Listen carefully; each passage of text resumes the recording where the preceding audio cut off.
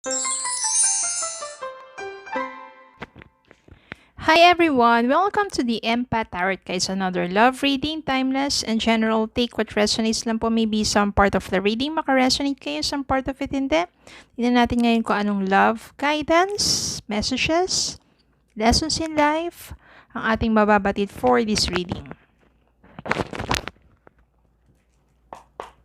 Spirit guys, send me messages. Anong love connections ito? Mga gabay at aral sa buhay pag-ibig. Ay ano ang nais ninyong ipabatid sa amin? Spirit guides, send me messages.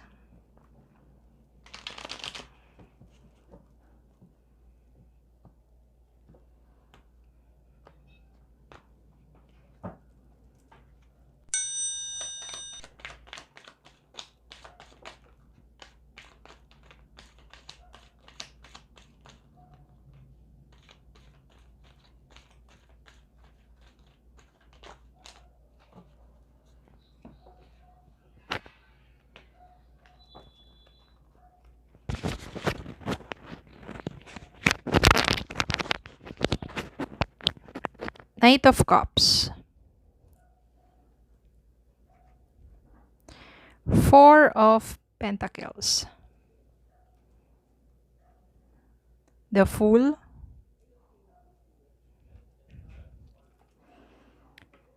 Five of Cups. Ten of Wands. Page of Pentacles.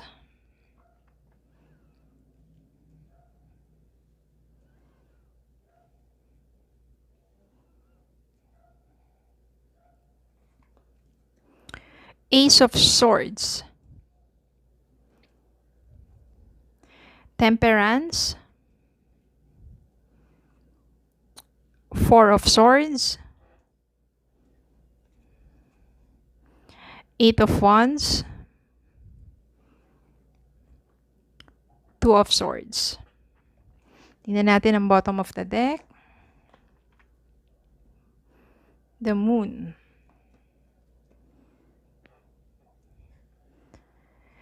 Okay, tingnan natin ngayon dito. Malakas ang energy dito ng about your ex. Your ex, na kung saan yung ex mo masyadong greedy, masyadong possessive. Kaya maaring doon sa relasyon ninyo, masyado ka na nasaktan, napagod na. Kasi sobrang pikit ang dalhin dahil parang walang tiwala Sobra kasing possessive na minsan wala sa lugar. Lahat na lang pinagseselosan.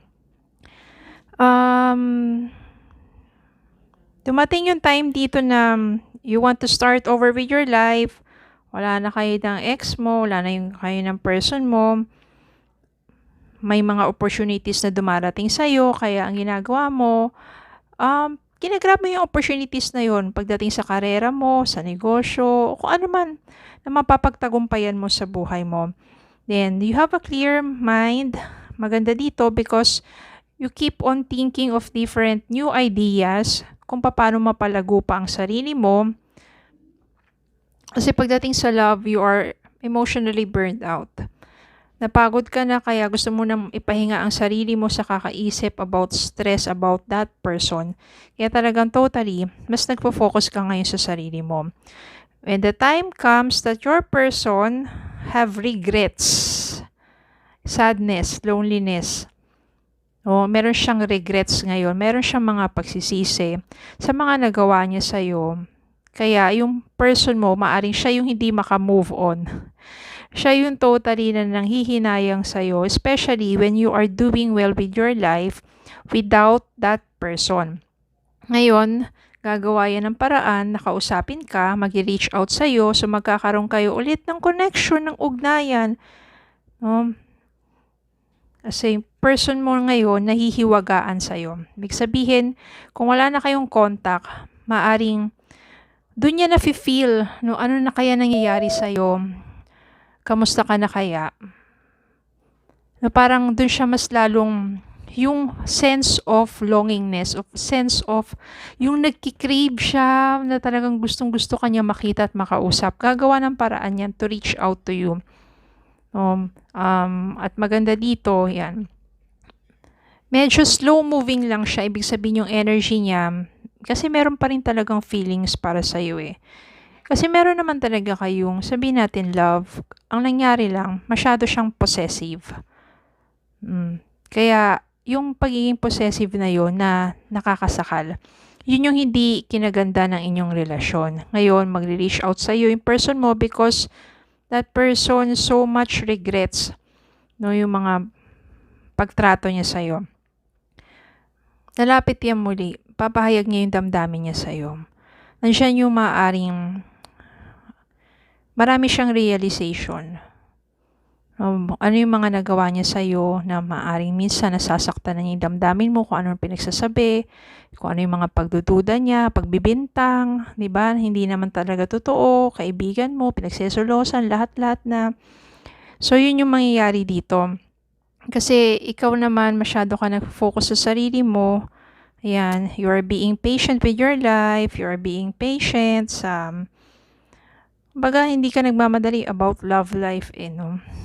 Basta nag-focus ka lang sa sarili mo. Kapag lumapit yung person mo na yun, ito lang ang energy mo.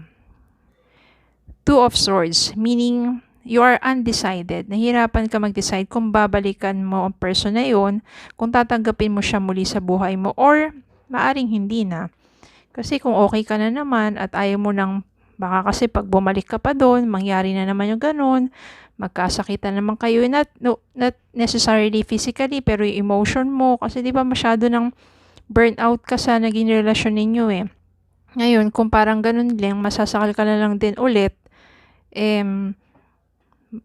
maybe, hindi mo na siya balikan. Kaya, dito lang naman is undecided ka pa. Siguro pinag-iisipan mo pang mabuti, tinitimbang mo pang mabuti with your heart and mind. Kung talagang babalikan mo pa siya or hindi na. Pero itong person na to, medyo lang din to, nakikiramdam lang din to. Slow moving siya, di rin naman siya nagmamadali.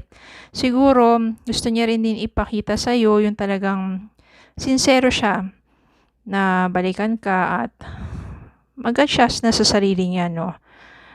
Para hindi ka na niya talaga, yung kumbaga, dapat matutunan na rin niya yung magkaroon ng tiwala. Especially, di ba, wala namang ibang party involved. Talagang siya lang naman ang gumagawa ng mga kung ano-anong mga issue. So, nasa sa inyo pa rin talaga ang decision if you would like to have a second chance with that person. Nasa pag-uusap din yan minsan at saka kung ano yung nafe-feel mo. Feel mo ba masaya ka na, di ba, muli kayo? Or, minsan kasi, nasa pakiramdam yan eh.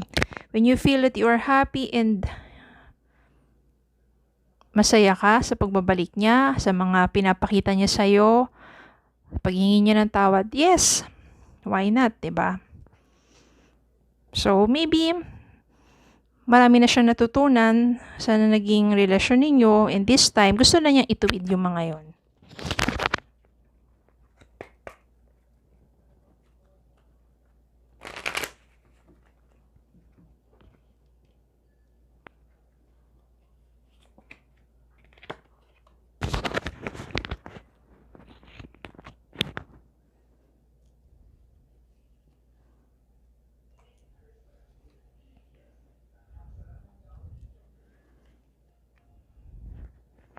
Worth waiting for.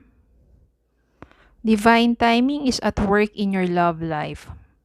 Kaya nandito si Temperance. Ibig sabihin din kasi nyo, it's divine timing. So maybe it's worth waiting for this person to come back into your life na talaga nagbago na siya. Kasi minsan, di ba, gusto yung magkabalikan, magkausap na kayo ng person mo, pero maybe it's not the right time for you to talk, to be together, kasi nga, baka hindi pa rin talagang right timing, magkakasakitan lang kayo or hindi mo ikakabuti yon. Pero when the right time, the divine timing, nandiyan na, it will work talaga for the better. Maybe hindi lang para sa'yo, kundi para sa inyong dalawa. Hindi lang para sa'yo, kundi para sa inyong dalawa. Okay? Ito, meron ditong forgiving and learning. As you release and heal the past, you experience more love in your present moments. So when you accept this person, forget the past. Siya rin dapat. And learn from the past, learn from the mistakes, learn from the lessons, and start over. Kaya nandito yung the Fool. Start over. No, kailangan nandiyan yung rekindle, love, reignite the passion. Learn from the past, start over, forgive, and learn. Okay, so yun lang po. Maraming salamat po for watching. Please don't forget to like, share, comment, subscribe. Follow me on Facebook and TikTok. Have a good day po and God bless.